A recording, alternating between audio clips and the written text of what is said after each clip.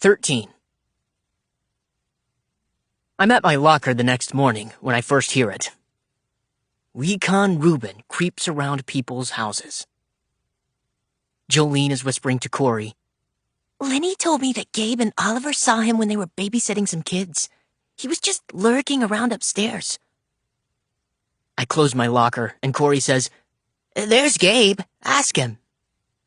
Jolene and Corey rush over, and I can see Lenny and Fiona walking up behind them. Is it true? He wasn't really lurking around, I say. I'm not even sure it was him. Who told you that? Oliver, says Lenny. He did? Why would he? Then Chaz comes over and says, Gabe and Oliver are babysitters? A few kids in the hallway laugh along with him and say things like, You actually want to wipe noses and butts? But then it seems like everyone is just whispering about Recon Reuben again, creeping and spying, and he better not come in my house. And do you think that's why he moved here? To spy on how other families work, since his left him in an underground prison? And I'm feeling pretty relieved that they aren't laughing about me being a babysitter anymore. But then that makes me feel even more rotten. I'm looking for Oliver, but he's not by his locker. So I walk down past the office and check in the lunchroom.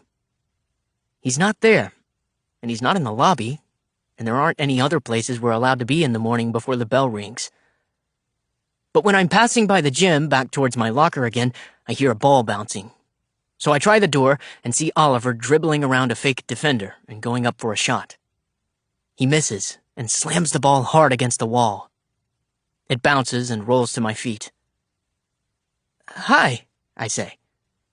I don't think we're supposed to be in here. Well, I have to practice. I pick up the ball and he puts his hand out to catch my pass, but I just hold it for a second. Did you tell Lenny that Reuben was in Knox and Kobe's house? Oliver squinches up his face and looks at the ceiling like he's trying to remember. Not really, he says. I asked him if he knew whether Reuben had brothers. He said, how was he supposed to know, and why was I wondering in the first place? Oliver claps his hand once and puts them out again to receive my pass. So then I told him you thought you saw him in the window when we were babysitting. Oliver! What? Now everyone is saying stuff about him.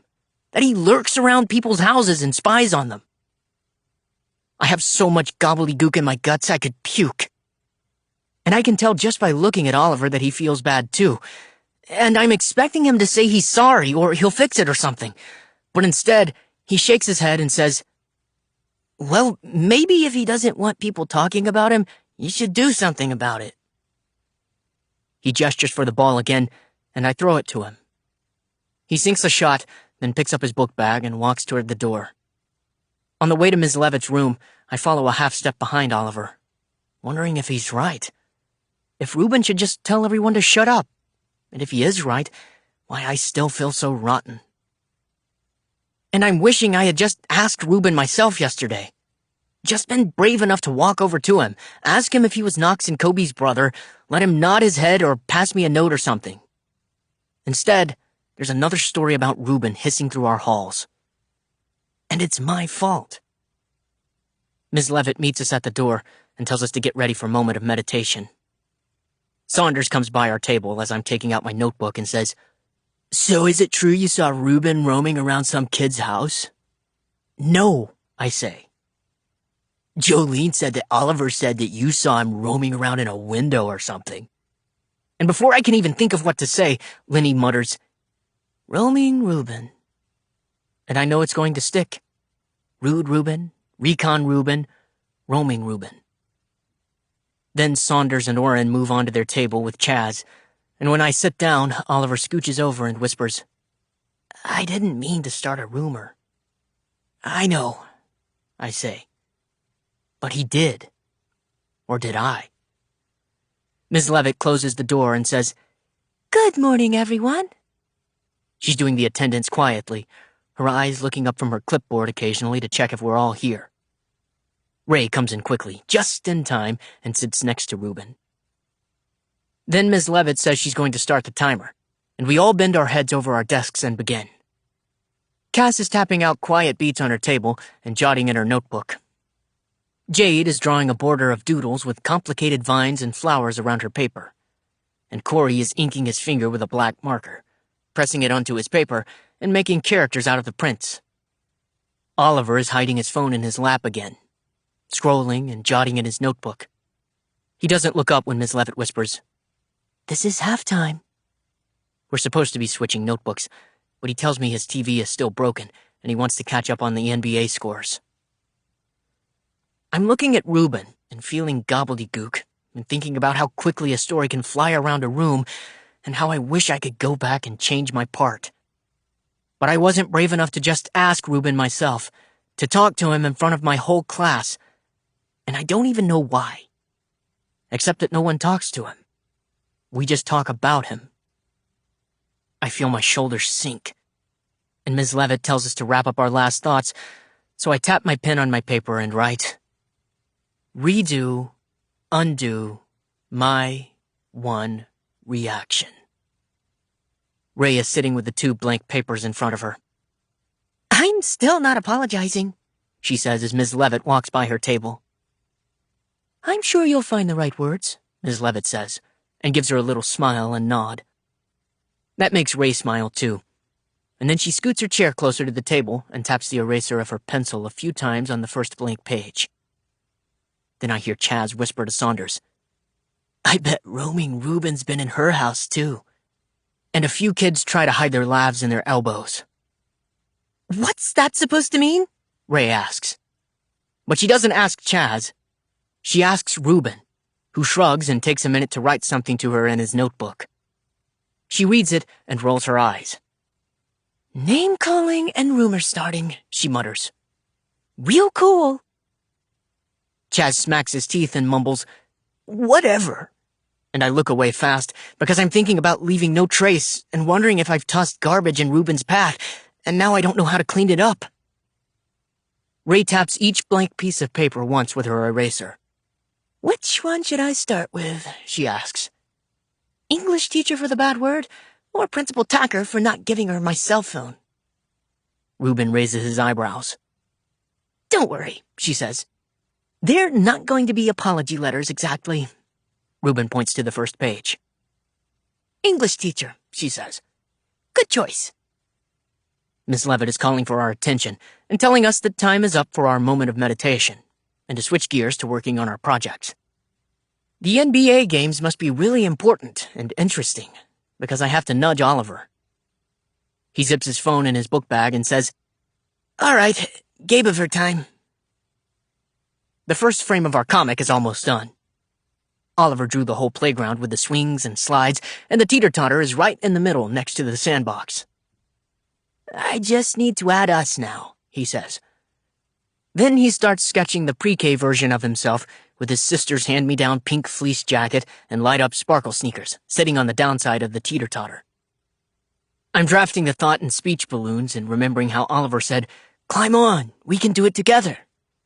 And how I was thinking, no way. But instead, I said, "Yeah, okay." And how when I fell off, I was thinking, "That's it, I'm done." But then he said, "Get back on, try again." So I did. Sometimes you need a friend like Oliver. Even though I'm writing, I'm also kind of eavesdropping on Ms. Levitt, who's kneeling next to Reuben. My first thought is that I hope he isn't telling her that I'm the one responsible for starting the newest rumor, because I don't want her getting up from his table, coming to ours, and giving me her look. But what she's actually saying is, "Remember what I told you about this project, Reuben?" And she goes on about how she knows it's hard to adjust to a new school, especially toward the end of the year, and that she doesn't expect him to hand in a polished project. All that makes me feel even more rotten for hoping I wasn't about to get in trouble, because I never even really thought about how it must be hard moving schools. I've never had to do that. And I wonder if Reuben has an Oliver back wherever he came from. Ms. Levitt stands up and says to Reuben, "You can use this time observing any of your classmates if that's helpful. I'm sure they'd be happy to talk you through what they're working on, and maybe it'll give you some ideas." Chaz whispers that Reuben gets away with everything. He doesn't have to talk, and now he doesn't have to do the project. Someone else whispers, Recon Reuben would love to observe. And there are a few giggles. I don't think Miss Levitt hears the comments, or the giggles, because she doesn't say anything. And when Reuben points to the roll of bulletin paper in the back of the room, she says, "Sure," and helps him rip off a piece. It doesn't rip cleanly and leaves a long, jagged edge on one side. But when Miss Levitt goes to get scissors to help him even it out, Reuben holds the paper up in both hands, looks at it for what seems like a whole minute, and then shakes his head at the scissors. And I'm wondering why you would want to do a project on a piece of paper that looks like that, square and even on one side, and the other stretching out all ragged like long zags of lightning. Andre is tapping beats on his desk with his fingers as he writes his poems in his notebook, and Miss Levitt lets Cass bring her guitar to class and sit in the walk-in supply closet in the back of the room. Chaz is opening and closing a big cardboard box that's on his desk. It has a picture of winter boots on the outside and a bunch of loose paper on the inside. But so far it doesn't look like he's doing anything with it.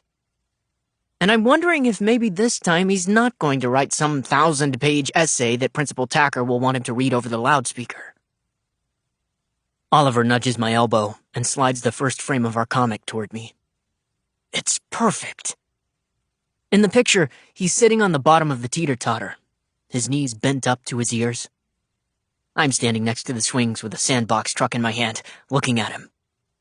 And I don't even know why, but my eyes start to burn, and my throat feels tight, like I could cry at any second, because I'm so glad I got on that teeter-totter, and so glad his mom was late to pick him up so we could find a rhythm, and so glad we have a teacher cool enough to let us make a comic for our project.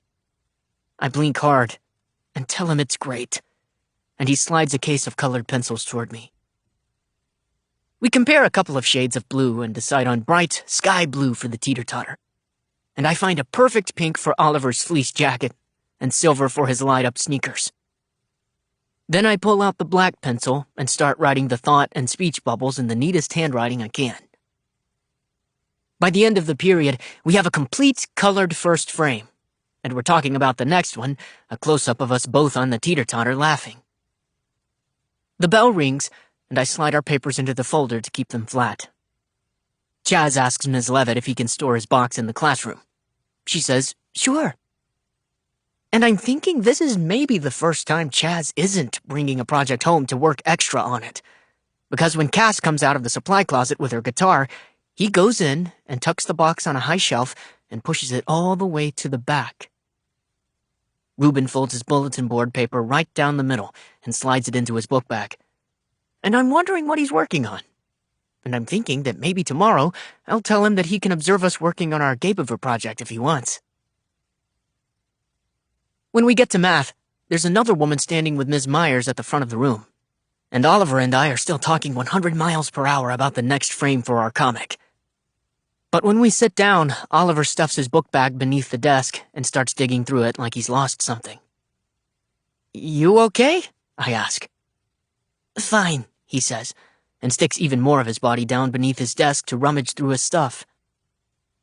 "I'd like to crawl through a book bag portal away from math, too," I say.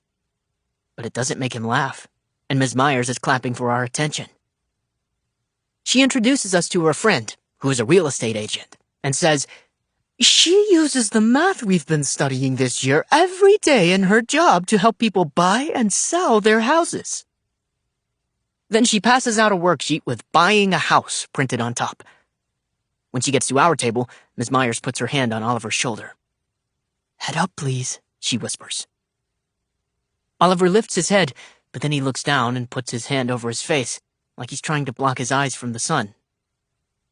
"Are you sure you're okay?" I ask. He nods, and then the real estate agent kind of looks at him funny and says, "You're Oliver?" Everyone looks at Oliver, and his eyes get big, and I can see the little muscles bulging from tightening his jaw so hard. "Oh," Ms. Myers says. "I didn't know you two—" "She knows my mom from the restaurant," Oliver says. "She's a regular on my mom's shifts." Then he asks if he can go to the bathroom, and Miss Myers says sure and to be quick, which makes everyone laugh because that's his name, Oliver Quick. The real estate agent uses the whiteboard to explain how a down payment works, and Miss Myers says, "Remember how we've been working on percent?" Then we try a few problems from the worksheet on our own. And I'm wondering if these numbers are true. If houses actually cost $200,000 or $350,000, because I don't know what I was expecting, but these numbers seem really, really big. The real estate agent says most people don't have that much money, which is why there's this thing called a down payment and a loan for the rest. I'm moving the decimal to find 10% and multiplying by 2 so I can find the down payment, like Ms. Myers taught us. And even those numbers seem big. But really, I'm wondering what's taking Oliver so long. And a few minutes later, Ms. Myers is wondering too, because she asks me if I'll go check on him. Both bathrooms in the middle school wing are empty, and there's no one at the water fountain. He's not at his locker, and I even checked back in Ms. Levitt's room, but the door's locked and the lights are off. I stop in the elementary wing's bathroom too, but there's only one person in there, and when I bend down to see beneath the stalls, I see purple high-top sneakers, which isn't what Oliver wears. Ms. Myers gets a worried look on her face when I tell her I didn't find him, and picks up her classroom phone, which I'm pretty sure can only call one place, Principal Tacker's office. A bunch of whispers sneak around the room, and Chaz says something about how Oliver's probably making a break for it. Orrin laughs, and Ms. Myers is watching the door, and I accidentally catch Reuben's eyes, and he doesn't need a speech balloon stretching over his head to say he's sad. It feels like forever. But it's only 5 minutes later that Principal Tacker opens the door and Oliver walks in behind her. "Seems Mr. Quick got lost," she says. Chaz laughs, and Reuben takes a deep breath and lets it go. I have 1,000 questions, like, are you okay? Where were you? Are you in trouble with Principal Tacker? But the bell rings, and Miss Myers asks us to finish the rest of the worksheet at home. And Oliver packs up fast, and we walk out of the room with our shoulders pressed together. 14. Reuben. I used to hide in bathroom stalls. I'd stand on the toilet seat so no one could see my sneakers, until recess was over. My principal found me there one afternoon and told my mom maybe I'd do better with a new school, a fresh start. This is my third new school, my third fresh start. 15. My mom always reminds me that we have to ride single file on our bikes, even if there aren't any cars on the street. But I want to zoom up next to Oliver and ask him about where he went for such a long time during math class. So I look quickly behind me to check for cars and pedal up next to him. Hey, I say. Where'd you go during math? He stands up on his pedals and gets his wheel out a little ahead of mine. The gym was unlocked, so I was practicing my free throws, he says. Until Principal Tacker showed up and asked me what I thought I was doing there and took the ball. Taker, I say. He laughs and says, exactly. He keeps pedaling hard and inching ahead. We're on our way to Knox and Kobe's, and I don't want to be late because I'm trying to be responsible. But I also don't want to be early because I know I can't do 1 minute more than 2 hours with those two. Oliver and I took our time after school, packing up slowly at our lockers and sharing the crackers and string cheese my mom packed for snack. Then after all the buses left, we walked slowly to our bikes. But if he's going to be standing up on his pedals and cruising like this, I think we'll still be early. I pull up next to him again. That was really your mom's friend? I ask. Who? The real estate lady from math. The one who knew you. I stand up on my pedals and am huffing to stay with him. Oh, not really, he says. He's pedaling and pedaling, and my legs are burning to keep up. She just comes in on my mom's shift sometimes and has seen me there too, so she thinks we're best friends now. I laugh and say, Well, that position is unfortunately already taken. Exactly, Oliver says, and I sink back behind him to turn onto Knox and Kobe's street. And as we coast to their house, I'm thinking that it has never once occurred to me to just not go to class and do whatever I felt like instead.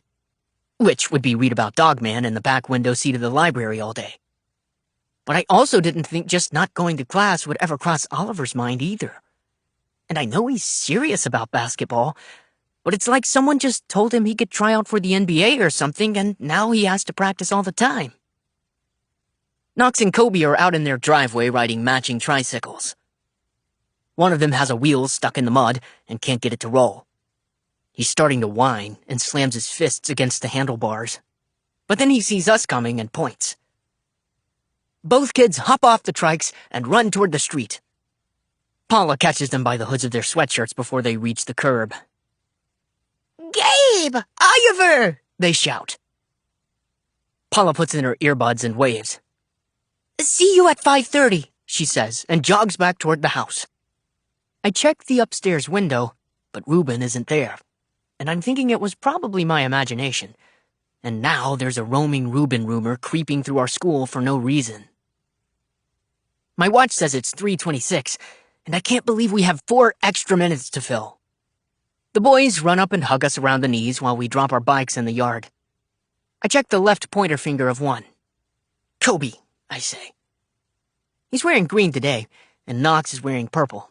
So I try to remember, Kobe green, Kobe green, Kobe green. Oliver unclips his helmet and says, "What do you want to do today?"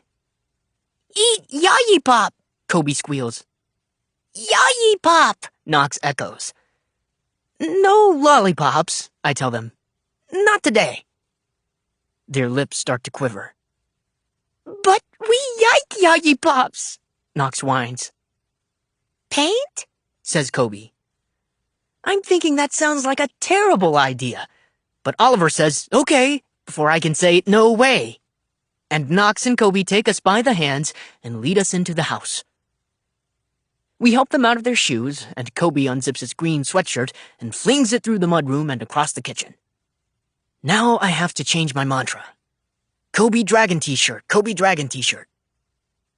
There are big, squeezy bottles of finger paints on a shelf in the playroom, and Kobe opens the toy chest and takes out a plastic bin with folded paint-spattered smocks and brushes. We Velcro the smocks behind their necks and tear thick pieces of art paper from their pad. I don't know where to squeeze the paint, and I don't want to use one of the nice dishes from the kitchen, so we decide to put a little squirt on the actual paper. Red, Knox says. I shake the red bottle and squeeze a little out, but it makes a big sound. Both boys look at me, then look at each other and start giggling. Farted, Knox says, and they start making spitty fart sounds with their mouths. It was the bottle, I tell them. When air comes out of it. Oliver's laughing too now. It did sound a little like guano, he says, and now I can't stop laughing either. We squeeze fart some more colors onto their papers and let them paint with their fingers. It's not even painting, it's smushing. They rub the colors around in the same spot in the middle until everything turns brown and the paper starts to get mushy and tear. Oliver shows them how to make baby footprints, plopping the outside of his fist in purple paint and pressing it on the clean corner of Knox's paper. Then he dots 5 purple toes with his pointer finger. See? He says.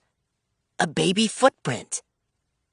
on mine, Kobe says, and Oliver makes one on his paper too. Then they both start trying to make their own prints while Oliver goes to wash the paint off his hands in the bathroom. I'm looking around the room for any evidence that Reuben lives here, but there aren't any family pictures or albums that I can see.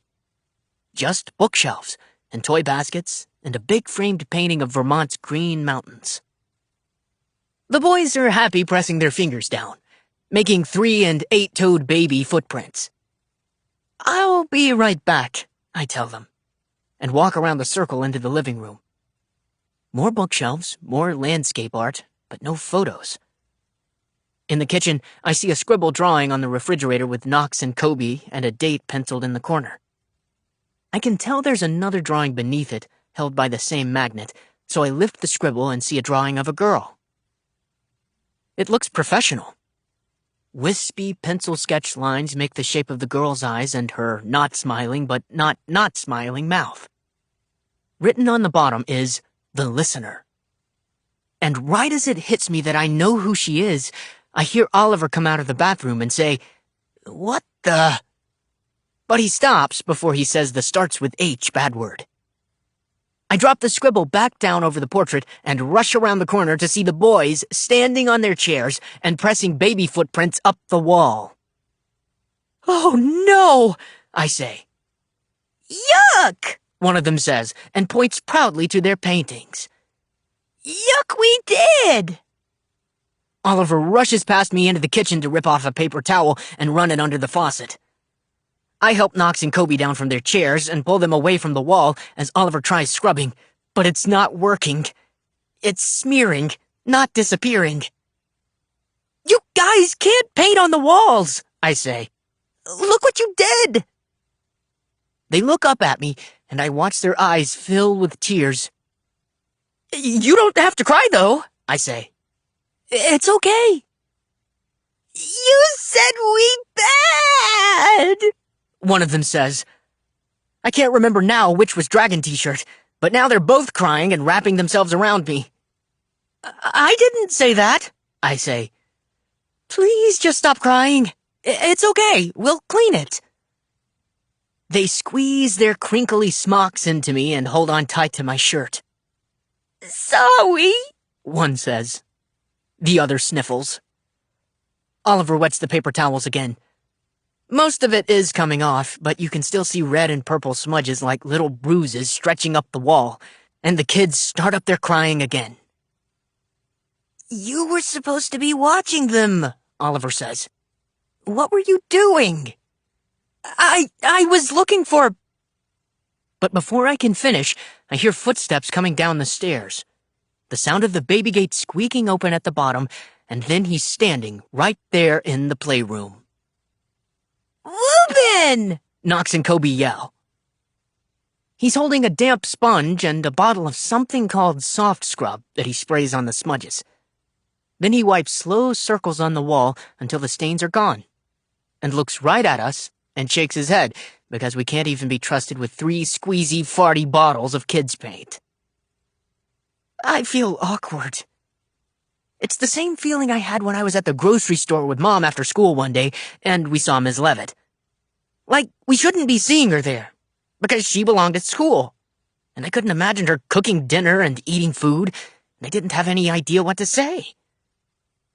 I don't know what to say now, either, because Ruben belongs sitting silently at the table near the classroom library, or pressed against the bricks in the shadow of the building during recess, and it feels strange to imagine him living in a house and cleaning a stain and drawing a picture that someone hangs on the refrigerator.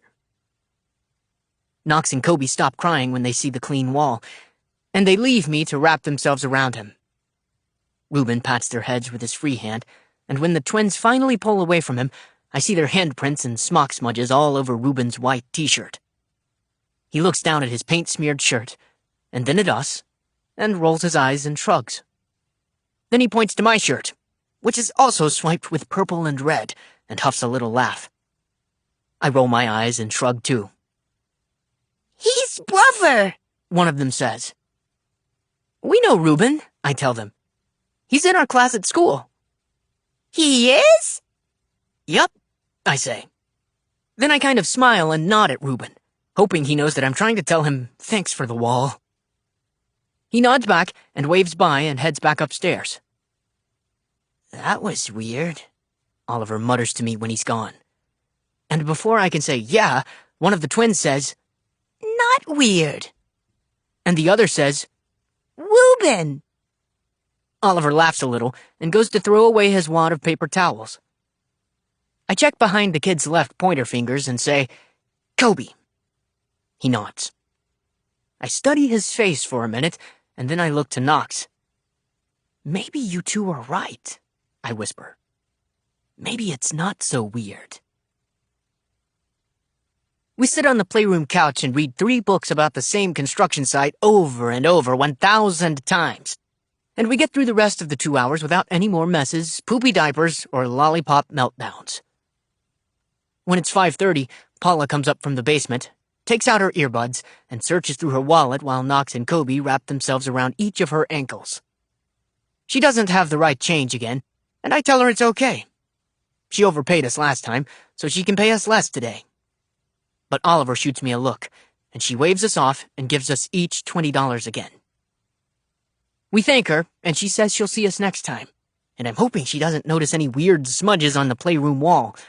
And when we hop on our bikes to head home, I want to tell Oliver about the sketch I saw in their refrigerator. How it looked professional, how it could be in a museum, and it even had a title, and how he got Ray's sticky-uppy hair and bandana exactly right.